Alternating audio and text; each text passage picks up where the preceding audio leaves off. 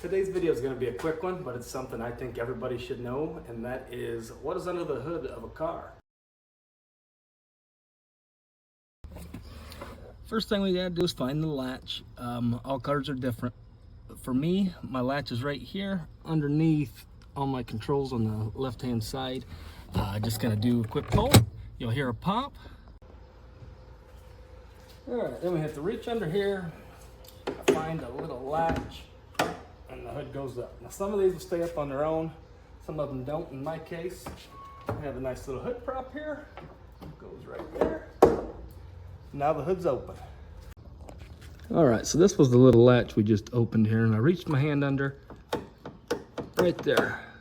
You got a little hook, which is gonna hook into here, and that's what keeps your hood closed.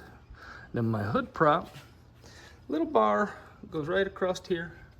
It goes right up there into this little tiny hole, and now the hood is sturdy, it cannot fall down on my head. Okay, starting out on this side, we have the battery.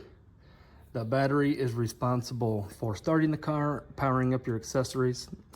There is an alternator connected to the battery. The alternator's purpose is to charge the battery while the vehicle is running. Okay, now we'll talk about oil. This here is where the oil is going to go in. As you can see on the cap, generally they tell you what kind of oil goes in there. Here we have the dipstick, which is how to check the oil.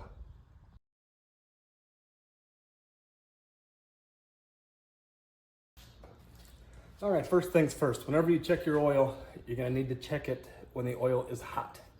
That means that your car needs to be running or still warm. Do not check it when it's cold or you'll get an inaccurate reading. First thing, hold the dipstick out.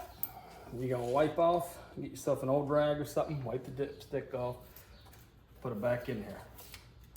Let it sit for just a couple seconds, pull her back out. All right, I'll take a closer look. You see at the very bottom of your dipstick, there should be a gauge. Bottom line is obviously low, top line is obviously full. I don't know how well you can see it. My oil is right there above the full line, so that means that's good to go. Next, we have another dipstick over here. This is gonna be for transmission fluid. You can check the transmission fluid just the same. I would advise if your transmission fluid is low, do not put transmission fluid in yourself. There are several reasons for this. One, there's a million different types of transmission fluids out there. Some of them are car specific. For two, if you overfill, you put too much transmission fluid in, that's also gonna lead to problems. Best advice, if your transmission fluid's low, take it to a shop and see if there's a leak. They'll get it figured out for you. Next, we have our coolant reservoir. Same thing here, you do not want to do your coolant while the vehicle is hot. Let it cool off, let it sit for 5 or 10 minutes and then check it. If you were to open this lid while it was hot, hot coolant is going to go everywhere, possibly burn you. Bad idea. But anyways, you're gonna have a cold fill on the side. There's a lever or another leveler down there. Sometimes hard to see. I'll put a flashlight up there and you can see there's coolant in it. Coolant, same thing. If it's low, you can put coolant in here.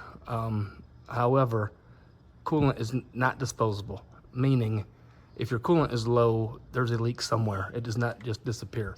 So if your coolant's low, feel free to put coolant in it, but I would probably take it to a shop and see, hey, I have a coolant leak. Maybe they'll flush it out, find the leak. All right, next, right next to your coolant reservoir, probably the easiest one, windshield washer fluid. There's literally nothing to this. If you have no windshield washer fluid, you will know, because when you try to clean your windows, nothing will come out. Pretty easy. Open the lid, dump the fluid in there. That's all there is.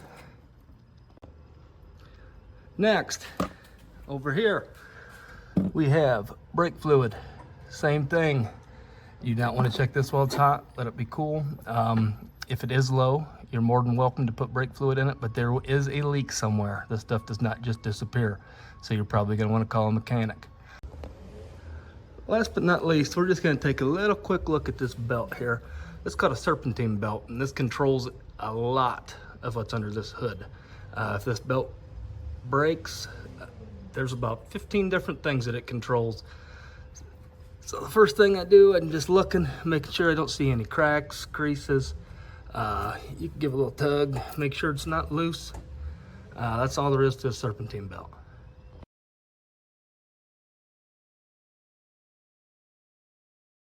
All right, there's a lot of parts going on under your hood. This will give you a little bit more of an idea of what's under there and some things to check. I try to check every time I get gas. I check my oil, I check my transmission fluid, windshield washer fluid, stuff like that.